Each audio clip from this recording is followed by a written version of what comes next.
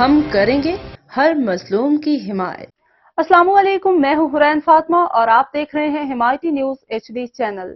نظر ڈالتے ہیں آج کی اہم خبروں پر۔ قائد آباد موبائل مارکیٹ میں FIA ٹیم پر حملہ، ایک اہلکار زخمی۔ کراچی قائد آباد موبائل مارکیٹ میں غیر قانونی حوالہ ہنڈی کی دکان پر FIA وفاقی تحقیقاتی ایجنسی کی ٹیم پر فائرنگ کا واقعہ پیش آیا، جس کے نتیجے میں FIA کا ایک اہلکار زخمی ہو گیا۔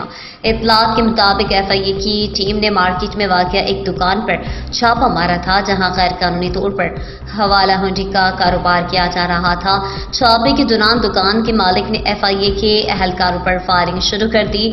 فائرنگ کے نتیجے میں ایک اہلکار زخمی ہو گیا، جسے فوری طور پر جناح ہاسپٹل منتقل کر دیا گیا ہے۔ دکاندار موقع سے فرار ہو گیا۔